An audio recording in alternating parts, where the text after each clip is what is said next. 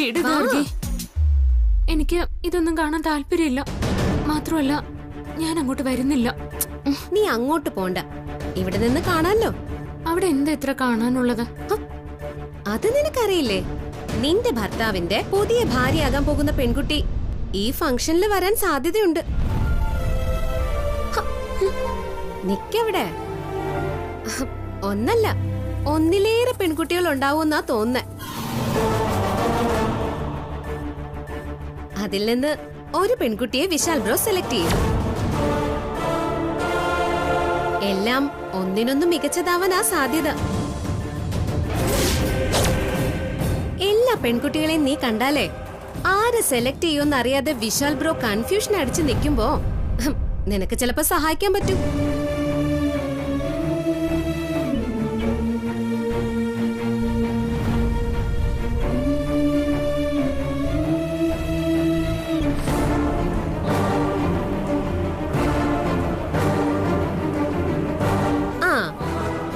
അവളാണ് ഒരു സ്ഥാനാർത്ഥി. സ്ഥാനാർത്ഥിയോ? ആ, വിശാൽ ഗോപിനാഥിന്റെ ഭാര്യ പദവിക്ക് വേണ്ടി മത്സരിക്കുന്ന പെൺകുട്ടികളിൽ ഒരാൾ. നല്ല ഭംഗിയുണ്ടല്ലേ?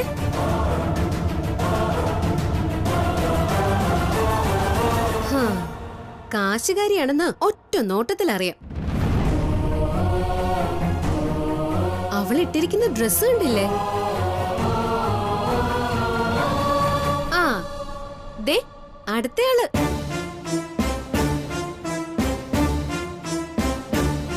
അത് രണ്ട് പെൺകുട്ടികളുണ്ടല്ലോ, അതിലാരായിരിക്കും?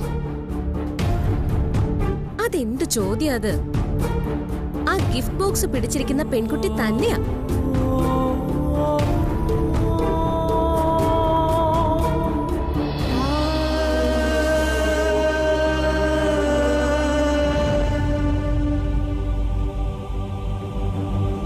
പെൺകുട്ടികളൊക്കെ കാണുമ്പോഴാ എനിക്ക് മനസ്സിലാവുന്നത് വിശാൽ സാറും അമ്മയും പ്രതാപൻ സാറും ഒക്കെ പറയുന്നത് സത്യമാണെന്ന്.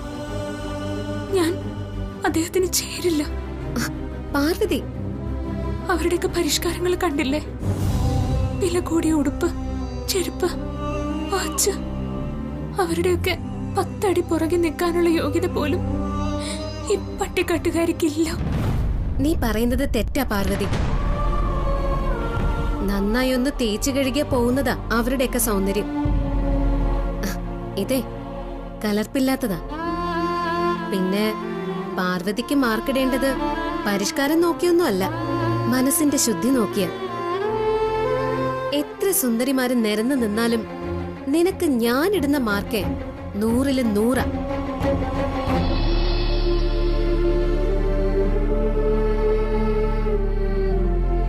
നീ മാർക്കിട്ടിട്ട് എന്ത് പ്രയോജനം ഗാർഗി?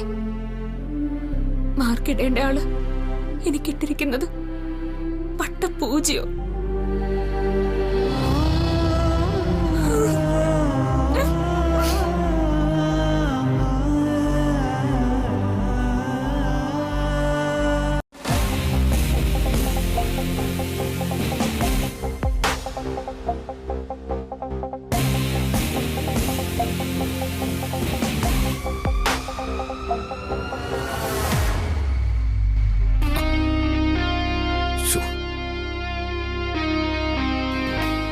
ഇറങ്ങിപ്പോയല്ലോ. അമ്മ തന്ന ഷർട്ട് ഇട്ടില്ലെങ്കിൽ അമ്മയ്ക്ക് വിഷമാവും. ചെറിയമ്മേ, ഗാർഗി,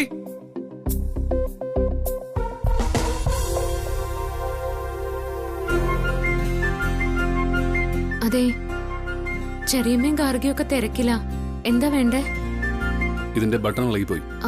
അയ്യോ, ഞാൻ തുന്നിത്തരാം. ഇപ്പൊ വരാവേ.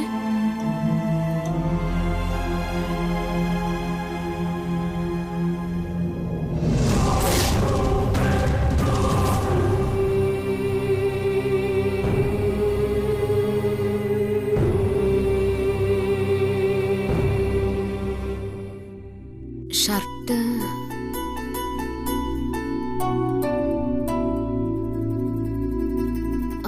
ആ അലമാര നിറയെ ഷർട്ടുകളുണ്ടല്ലോ. ഏതെങ്കിലും ഒന്നെടുത്തിട്ടാ പോരെ? ഇത് തന്നെ ഇടണമെന്ന് എന്താ ഇത്ര നിർബന്ധം? നിർബന്ധമുണ്ട്.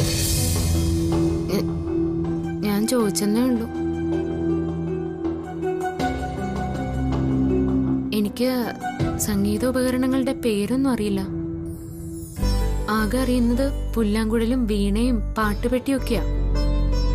പാട്ടുപെട്ടിയല്ല, ഹാർമോണിയം. ആ അത് തന്നെ. അമ്മയുടെ പിറന്നാളായതുകൊണ്ട് വിശാൽ സാറ് ഏതോ സംഗീതോപകരണം വായിക്കുമെന്നൊക്കെ കേട്ടു. സത്യാണോ? ഒന്നും തീരുമാനിച്ചിട്ടില്ല.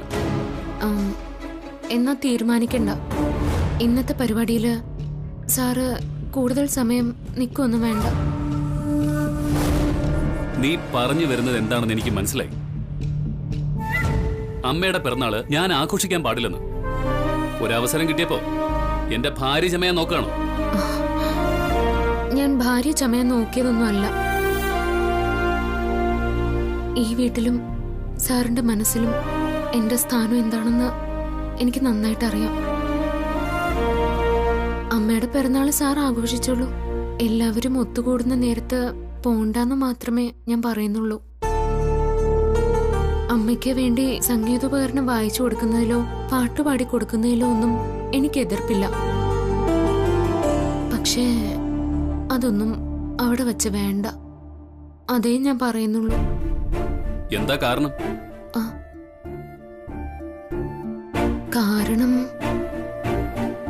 കാരണം ഉണ്ടെന്ന് കൂട്ടിക്കോളൂ. നീ പറയണ്ട. അതെ, എനിക്കറിയാം. ഇന്ന് അമ്മയുടെ പിറന്നാൾ ആഘോഷമല്ലേ?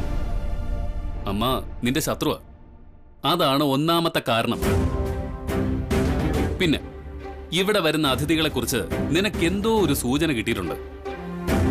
ഞാൻ അവിടെ പോവാൻ പാടില്ല എന്ന് പറയുന്നതിന്റെ പ്രധാന കാരണം എന്താണെന്ന് മനസ്സിലാക്കാനുള്ള കോമൺ സെൻസ് ഒക്കെ എനിക്കുണ്ട്. ആരൊക്കെ വരുന്നു പോകുന്നു എന്നൊന്നും ഞാൻ നോക്കുന്നില്ല. ആഘോഷത്തെക്കുറിച്ചല്ല ഞാൻ ആലോചിക്കുന്നത്. ആഘോഷത്തിനിടയിൽ സംഭവിക്കാൻ പോകുന്ന അപകടത്തെക്കുറിച്ചാ. മതി, കൂടുതലേ സംസാരിക്കണ്ട. നിന്റെ മനസ്സിൽ എന്താണെന്ന് എനിക്കറിയാം. വേഗം ആ ബട്ടൺ പിടിപ്പിച്ച.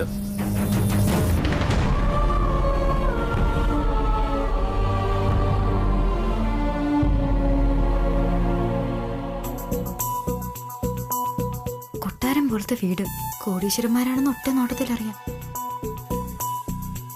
നിനക്ക് ചേർന്ന ബന്ധമാണോന്ന് പയ്യനെ കൂടി കണ്ടിട്ടേ പറയാൻ പറ്റൂ. എടി, കൂട്ടത്തിലെ ചെറുപ്പക്കാരനെ അയാളാ. ആന്റിയുടെ അടുത്തൊന്നും മാറുന്നില്ല. ചിലപ്പോ അയാളായിരിക്കുമല്ലോ പയ്യൻ. പൊടി. ആന്റി ഈ കാര്യം പറഞ്ഞപ്പോ തന്നെ അച്ഛൻ പയ്യനെ കുറിച്ച് അന്വേഷിച്ചു. സൂപ്പറാണെന്ന് എല്ലാവരും പറഞ്ഞു. എന്നിട്ട് എവിടെ?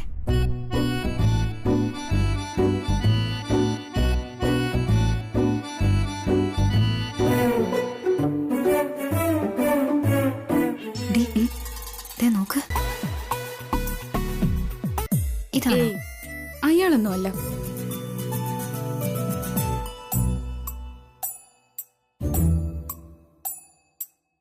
ഞാനിപ്പോ വരാവേ. ഓക്കെ. ഹായ്, ഞാൻ ശ്രീലക്ഷ്മി. ഞാനു. ഇരിക്കേ. ഇതാരാ? അച്ഛനാ. ഹായ്.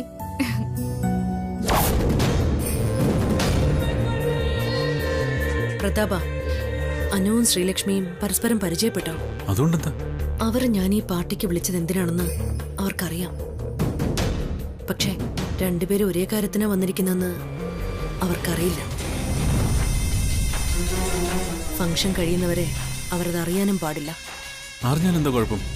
കുഴപ്പമുണ്ട്.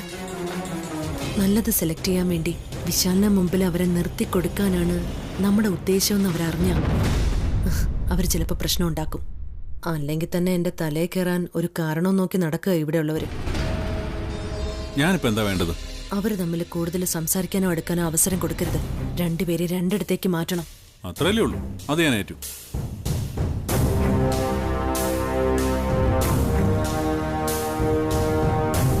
അനു നല്ല പേര്. അതെ. മോർണിംഗ് വന്നേ. വാ, അച്ഛനും വാ.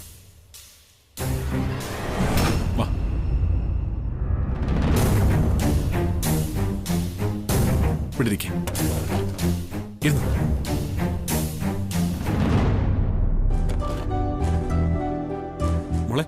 വിശാൽ ഇപ്പോ വരും. വരുമ്പോ ആദ്യം കാണുന്നത് അനുവിനെ ആയിരിക്കണമെന്നാ ചേച്ചി പറഞ്ഞത്. First impression is best impression എന്നാണല്ലോ. അവൻ ഈ സ്റ്റെയർ ഇറങ്ങിയാ വരുന്നേ. മോളിവിടെ ഇരിക്കേ. ആദ്യം കാണട്ടെ കേട്ടാ. ശരി. അതെ, ശ്രീലക്ഷ്മി എന്നല്ലേ പേര്? അതെ. വിശാല് ഇപ്പൊ വരും. അപ്പൊ ആദ്യം കാണുന്നത് ശ്രീലക്ഷ്മി ആയിരിക്കണമെന്നാ ചേച്ചി പറയുന്നു. First impression is best impression എന്നാണല്ലോ. വിശാല് ഇതുവഴിയാ വരിക. അപ്പോ ശ്രീലക്ഷ്മി ഇവിടെ തന്നെ ഇരിക്കണേ. ആദ്യം കാണട്ടെ. All the best.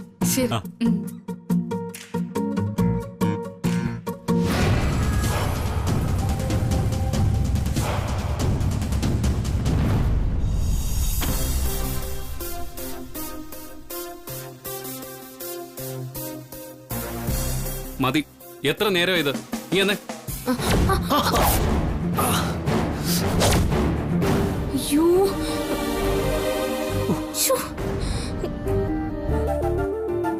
അയ്യോ, ചോര വരുന്നുണ്ടല്ലോ. വിശാൽ സാറിന് ഒരു ശ്രദ്ധയും ഇല്ല. എന്താ? അയ്യേ, എന്തായി കാണിക്കുന്നേ? വിട്ടെ, വിടാൻ, വിട്ടെ.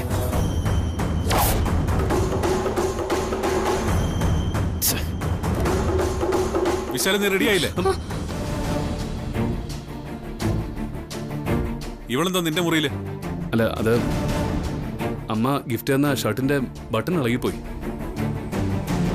അത് തുന്നാൻ വേണ്ടി.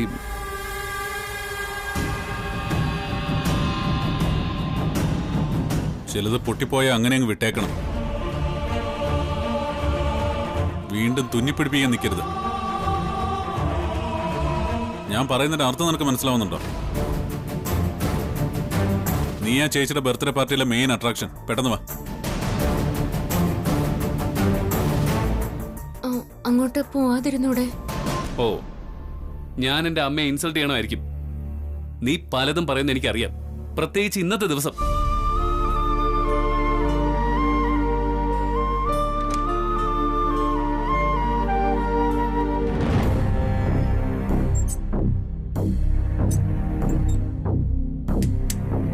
ടാങ്കില് വെള്ളം കയറുന്നില്ലെന്ന് ചെറിയമ്മ പറയുന്നുണ്ടായിരുന്നു. എന്റെ വിരലിലെ നിന്റെ ഉമിനീര. ഇതും കൊണ്ട് ഞാൻ എങ്ങനെയാ പാത്തിക്ക് പോവാ? കൈ കഴുകാനേ കുറച്ച് വെള്ളം എടുത്തുണ്ടോ? ഇപ്പൊ കൊണ്ടുവരാം.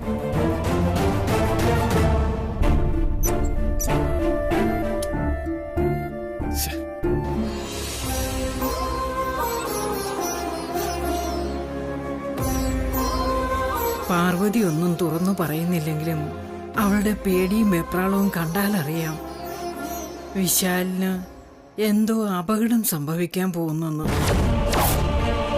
അത് തടയാനുള്ള കഴിവ് ഇവിടെ ആർക്കുമില്ല.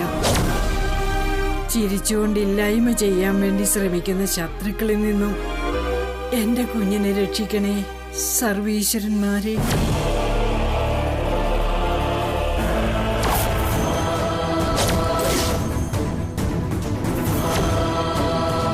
ലക്ഷണക്കേടാണല്ലോ കാണുന്നത്. സർവേശ്വരന്മാരെ, എന്റെ കുട്ടിയെ കൈവിടല്ലേ.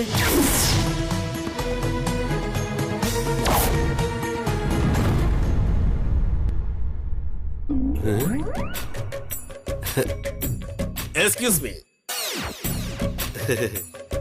കുടിക്കാൻ any drunk and drinks? No thanks. No thanks. No thanks. ഇതാണോ വിശാലിന് വേണ്ടി ആന്റി കണ്ടുപിടിച്ച അപ്സരസ്?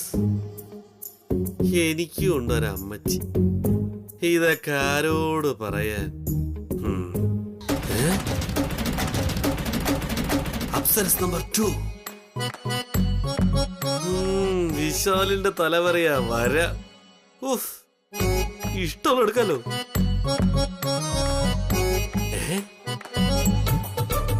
എനിക്ക് പറ്റിയൊന്നുണ്ടല്ലോ അടുത്ത്. എന്താ പേര്? ശ്രീലക്ഷ്മി.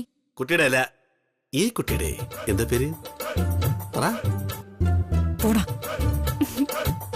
ഓ, ദാ വരുന്നേ.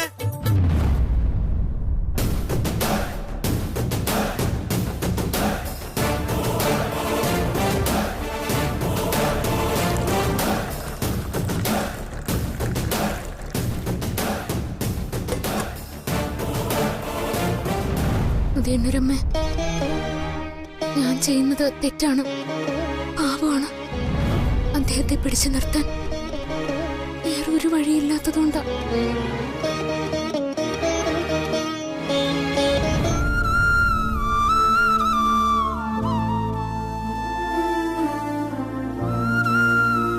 ഉദയനൂരമ്മേ, എന്നോട് പൊറുക്കണേ ദേവി. വെള്ളം. ഒരു കപ്പ് വെള്ളം എടുക്കാൻ ഇത്രയും സമയം വേണം? വെള്ളം കോരാനുള്ള സമയമല്ലേ ഞാൻ എടുത്തുള്ളൂ. മതി. ഇനി അതൊക്കെ വിശദീകരിച്ചിട്ടേ സമയം കളയണ്ട. ഇങ്ങനെ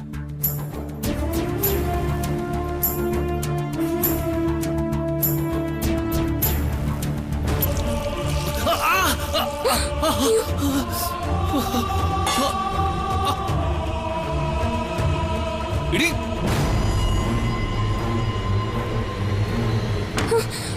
ഈ തിളയ്ക്കുന്ന വെള്ളമാണോ കൈ കഴുകാൻ കൊണ്ടുവരുന്നത്? തിളയ്ക്കുന്ന വെള്ളോ? ഞാനിപ്പോ കിണറ്റിന്ന് കോരിയെടുത്ത വെള്ളോ? നിന്റെ ഈ നാടകമൊന്നും എന്റെ അടുത്ത് വേണ്ട. കൈ പൊള്ളിച്ചാലൊന്നും നിനക്കെന്നെ ഇവിടെ പിടിച്ചു നിർത്താൻ പറ്റില്ല. വെട്ടി തിളച്ച വെള്ളമേ നീ എന്റെ തലയിൽ കൂടെ ഒഴിക്കും. ചിലപ്പോഴേ നീ ജയിച്ചേക്കും. ഇതൊക്കെ കാണുമ്പോഴേ എനിക്ക് നിന്നോട് ദേഷ്യമല്ല, സഹതാപോ തോന്നുന്നത്. ഞാൻ നഷ്ടപ്പെടുന്നതിന്റെ വെപ്രാളമാണെന്ന് എനിക്കറിയാം. പക്ഷേ എന്റെ കൈ പൊള്ളിച്ചതുകൊണ്ടേ നമ്മൾ തമ്മിലുള്ള അന്തരം ഉണ്ടല്ലോ, അതെ ഇല്ലാതാവുന്നില്ല.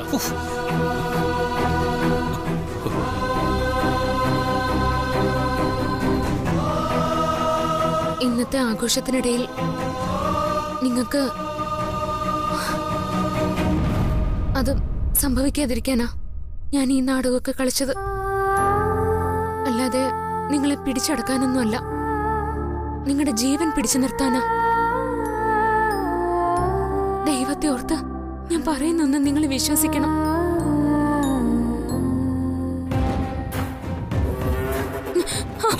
മാറി നിൽക്ക. ഞാൻ പറയുന്നൊന്ന് കേക്ക്. മാറി നിൽക്കാനാ പറഞ്ഞത്. മാറി നിൽക്കാൻ.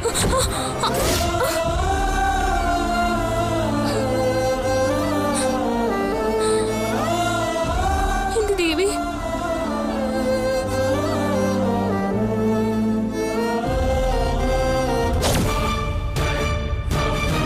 ആഹാ, അമ്മ ഇവിടെ വന്ന് നിൽക്കുകയാണോ? ഞാൻ എവിടെയെല്ലാം നോക്കിന്നറിയോ? ദാ അവിടെ ആൾക്കാരൊക്കെ വന്നു തുടങ്ങി. അമ്മ വന്നേ. ഞാൻ എങ്ങോട്ടും ഇല്ല മോളെ. എന്താ അമ്മേ? പാർവതിയുടെ വെപ്രാളം കണ്ടിട്ട് എനിക്കാ ഇരിക്കപ്പുറതി നഷ്ടപ്പെട്ടത്. എന്റെ കുഞ്ഞിനൊരാപത്തും വരുത്തരുതെന്ന് പ്രാർത്ഥിച്ചോണ്ടിരിക്കുകയാണ് ഞാൻ. കണ്ടില്ലേ, ഭഗവാന് ചാർത്തിയ മാല പൊട്ടി വീണു. അയ്യോ അമ്മേ, ഈശ്വരന്മാർ ഒരു നിമിത്തം കാണിച്ചു തന്നതാ.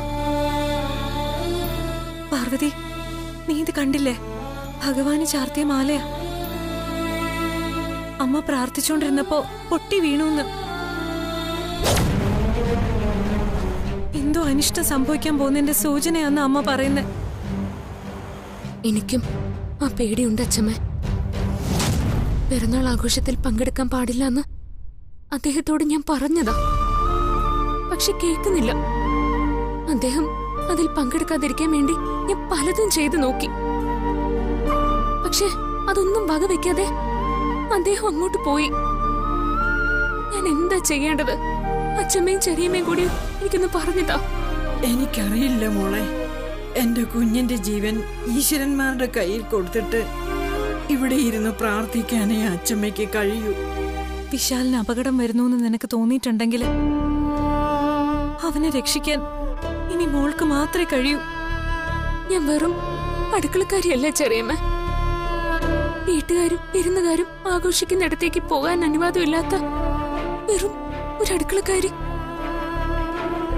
എന്നോട് ആ ഭാഗത്തേക്ക് ചെല്ലരുതെന്നാ അമ്മ പറഞ്ഞിരിക്കുന്നത്. പ്രഭാവതി പറയുന്നത് കേട്ട് നീ മാറി നിന്നാ വിശാലിനെ ചിലപ്പോ നിനക്ക് നഷ്ടപ്പെട്ടേക്കാം. ചെറിയമ്മ, നിനക്കും പിന്നെ നിന്റെ ഈശ്വരന്മാർക്കും മാത്രമേ എന്തെങ്കിലും ചെയ്യാൻ പറ്റൂ. പ്രഭാവതിയുടെ വാക്ക് കേട്ട് മാറി നിൽക്കണോ അതോ വിശാലിന്റെ ജീവൻ നേടിയെടുക്കണോന്ന് നീ തന്നെ തീരുമാനിക്ക.